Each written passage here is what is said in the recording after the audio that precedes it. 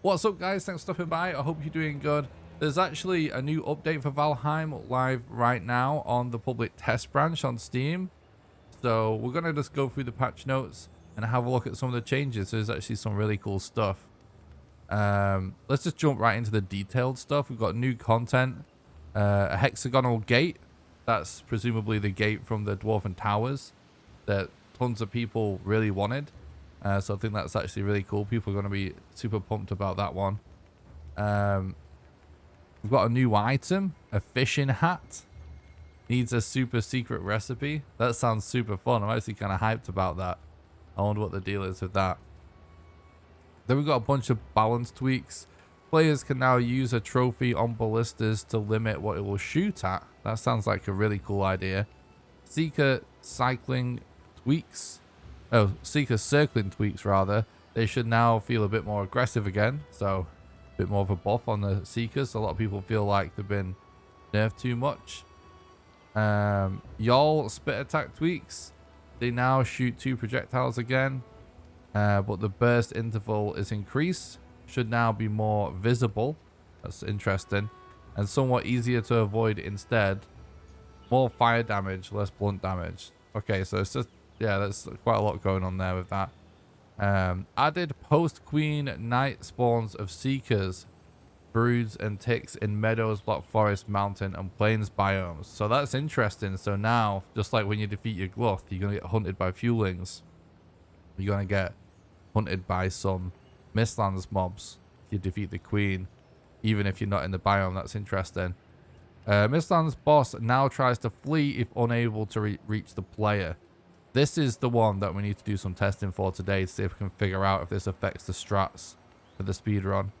Mobs inside Mistlands dungeons can now respawn. Oh, that's interesting. Royal jelly piles inside Mistlands dungeons are now respawning. Added hanging royal jelly piles as an indicator in big dungeon rooms. That's pretty interesting. Wolves can now eat chicken meat. Nice. Mist torches are no longer a primary target for enemies. This is actually really good because one of the cool things about the wisp lights and stuff is that, you know, you can use it to really clear out the mist in a huge like build or something in the Mistlands. It's kind of annoying that mobs would just target those first and just you'd instantly be just covered in fog again. So I like that. Tweaked portal size to Mistlands boss room. The entrance box was a bit too big. Players should no longer be able to mine at the top of the entrance to be able to access. So this was the dig strat from the speedrun where you could actually dig into a certain spot near the gate of the citadel. That would actually allow you to get into the boss room without making a seal breaker. We were operating on the assumption that this would be patched out, so this strat hasn't been allowed in the official rule set for that reason, because we don't want to create too many splits in the leaderboard, and we knew this was coming. So I think that's overall a good thing. Same again for the exit. Ether regen is no longer affected by swimming or when encumbered. Ymir flesh is now purchasable from Haldor after the Elder is dead instead of after Bone Mass. This is actually kind of interesting because I thought it was actually kind of cool in a way that you couldn't get the Frostman until later because it is such an epic weapon.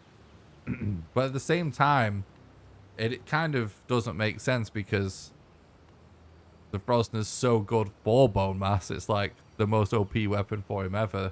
That it was kind of a shame that, you know, they were sort of limiting that to not let you use it for him.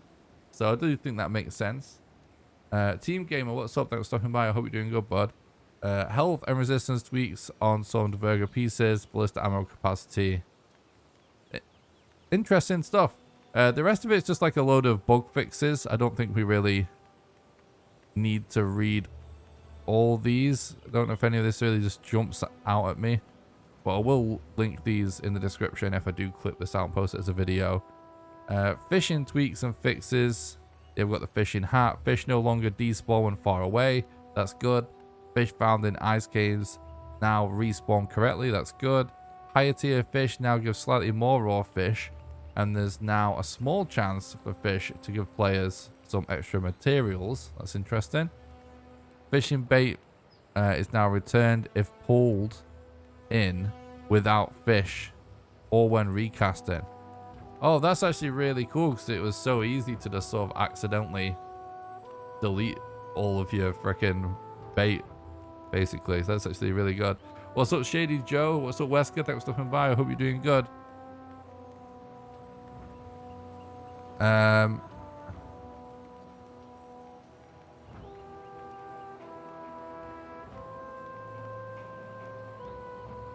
Fish will now try to escape when hooked. Tetra can now spawn at higher levels. Yeah, I think we get the gist. And then there's a bunch more fixes and stuff. Oh yeah, actually these last two things are totally worth mentioning.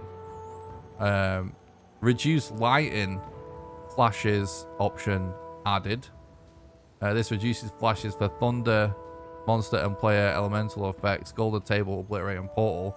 And this next one is going to make so many people happy. Raven hints can be toggled in the settings and console command removed. Finally, praise Odin. There's just a menu option to turn off the annoying nagging Hugin prompts. That's so good. So anyway, that is officially the patch notes.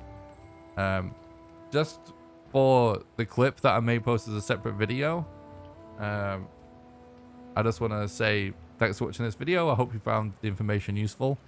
And if you did, yeah, don't forget to leave a like and a nice positive comment for the algorithm, and subscribe for future content. We do tons of speedruns and cool challenges and stuff on this channel, so I think you'll like it. Anyway, have a good one.